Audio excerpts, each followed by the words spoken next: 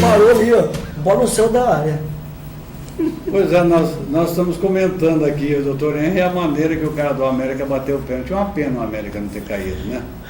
Seria interessante, Matheus Santos, que amanhã nós vamos analisar isso aí. Presidente, o senhor vai falar sobre cheque calção, aquele cheque que normalmente os hospitais cobram de alguém que está acompanhando um paciente que chega a um hospital, Santas Casas, hospitais, qualquer hospital, para ser atendido, ser internado e às vezes acidentado e que precisa receber um atendimento médico e ser internado. Primeiro, boa tarde mais uma vez, muito obrigado por estar conosco aqui no Canal 10.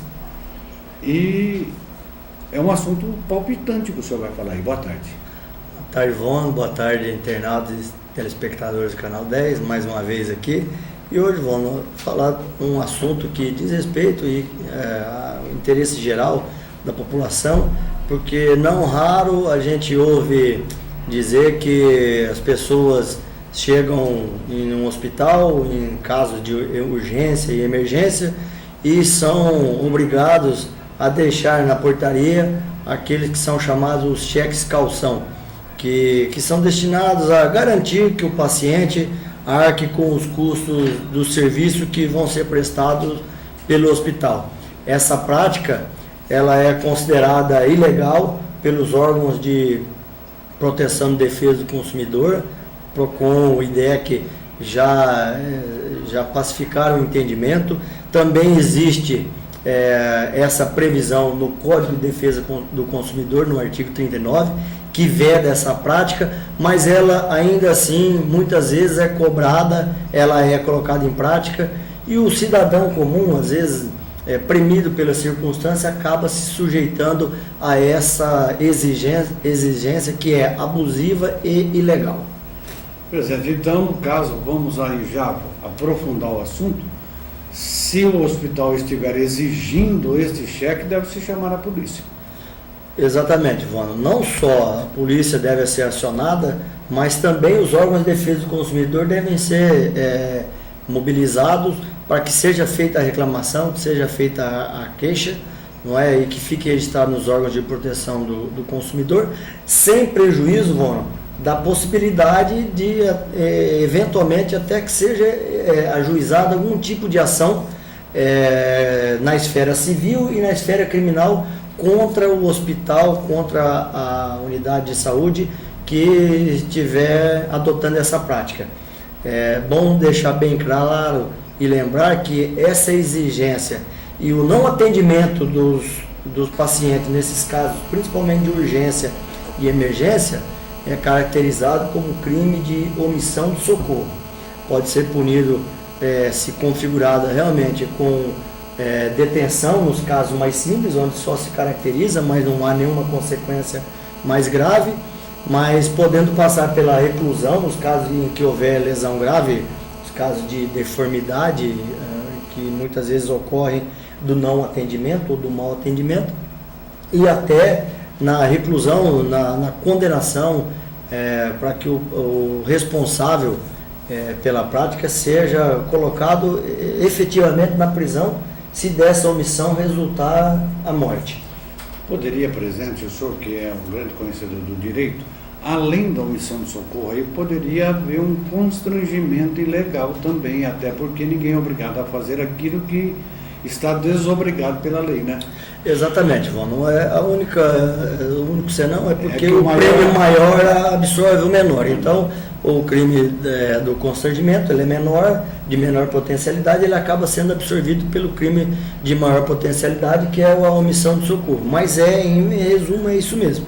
Você foi muito feliz, é isso que acontece, mas o crime maior acaba absorvendo. Então, essa prática, Vono, a própria Agência Nacional de Saúde, a ANS, que o órgão governamental que regula as relações entre os consumidores e as instituições de saúde, os planos de saúde e os hospitais, veda essa prática, veda essa exigência, inclusive sob pena de, em se caracterizar essa prática, de ser até descredenciada a unidade hospitalar, o que use e abuse dessa exigência.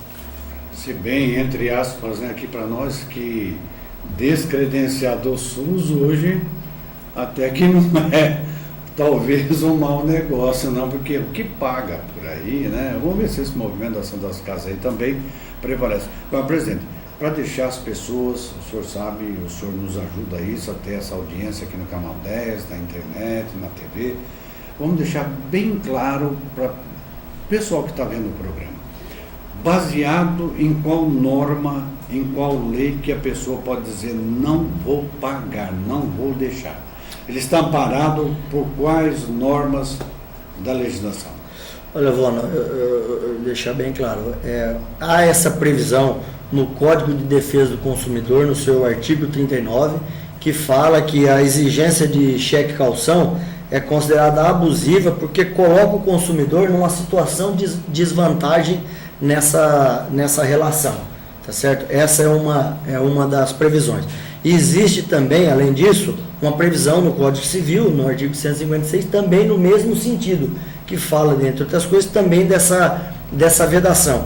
E a regulamentação interna, que é o que determina essa norma nas relações entre as unidades hospitalares e o consumidor, é uma instrução normativa, uma resolução da Agência Nacional de Saúde, a resolução número 44/2003, que estabelece também que fica vedado em qualquer situação a exigência por parte dos prestadores de serviços contratados, credenciados, que aí nesses casos são os planos de saúde, os planos de assistência, as seguradoras, né, que dão esses tipos de prestação de serviço, a exigência dessa calção, de depósito de qualquer natureza, mano. Seja ela através de nota promissória, de título de crédito, cheques, que o mais comum são os cheques, né? Daí o próprio nome de cheque calção, tanto no momento em que é feita essa internação, no caso desse atendimento de urgência ou de emergência,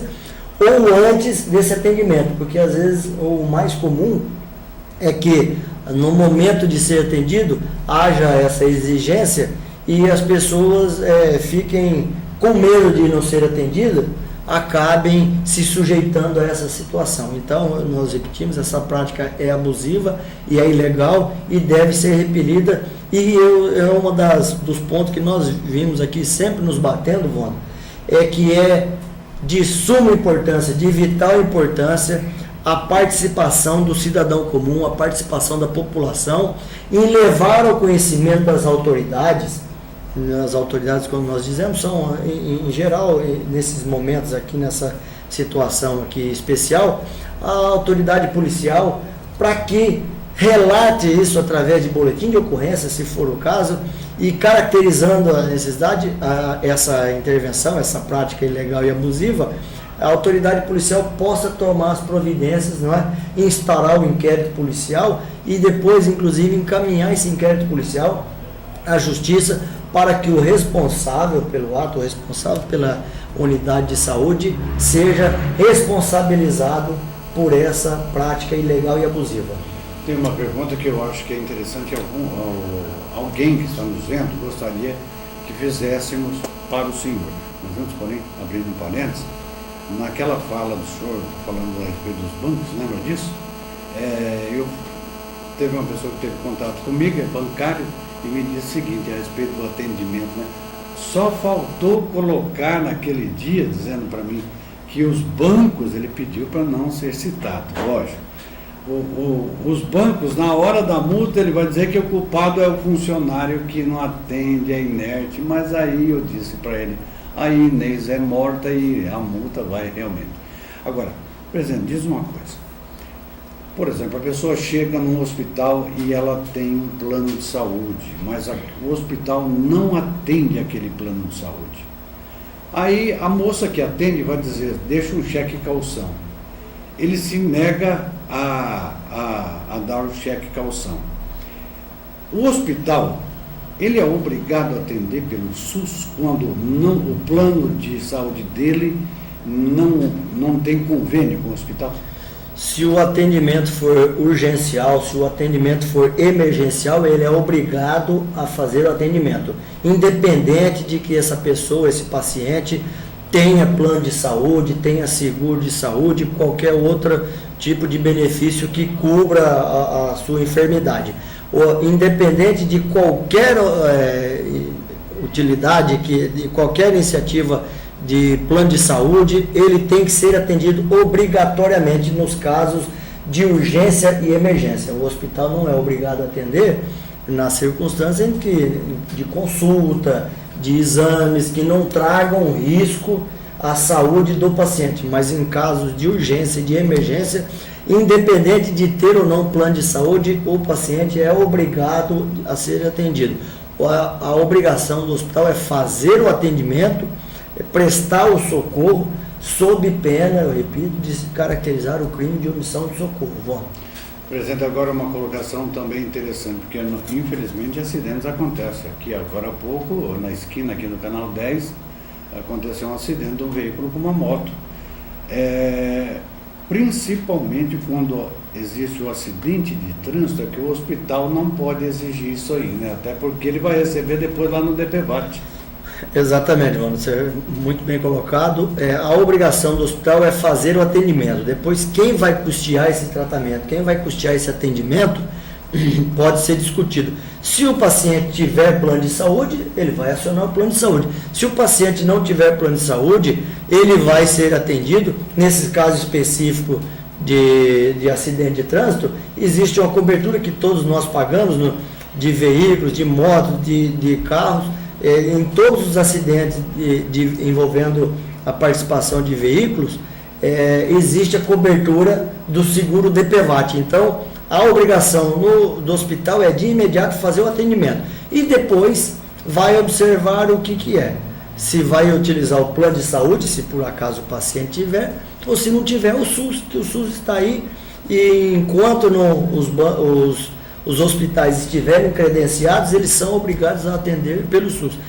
Eles reclamam, nós somos até solidários a essa reclamação, entendemos que realmente o governo tem que olhar com bons olhos as entidades de saúde, porque realmente os valores que são disponibilizados para esses atendimentos, tratamentos do SUS, realmente estão defasados, mas enquanto não se resolve, esse tratamento, esse atendimento tem que ser feito obrigatoriamente. Presidente, mais alguma coisa sobre esse caso?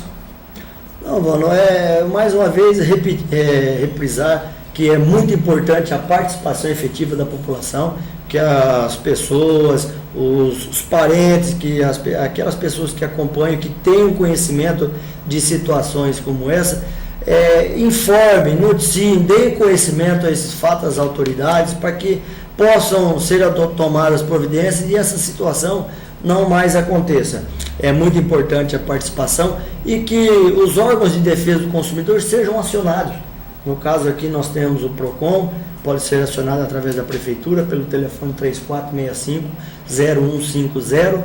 Eu repeti porque é bastante interessante isso, 3465-0150 e pedir para que a ligação seja transferida para o PROCON. Doutor Henri Dias, nosso eterno presidente da Ordem dos Advogados do Brasil e hoje conselheiro, seria o nosso deputado. Segunda-feira estamos de volta. Se Deus quiser, será um grande prazer, é sempre um grande prazer voltar aqui, estaremos aqui se Deus quiser. Prazer é nosso ter aqui o nosso conselheiro, que é o nosso deputado da OAB na região, doutor Henri Dias. Em nome dele, meu nome, Leozinho, Éder, pessoal da Retaguarda, um grande abraço a você. 6 da tarde tem a reprise, meia-noite também. Amanhã, se Deus quiser, a partir do meio-dia, nós estaremos de volta aqui com o nosso informativo Canal 10. Grande tarde, grande noite e até amanhã.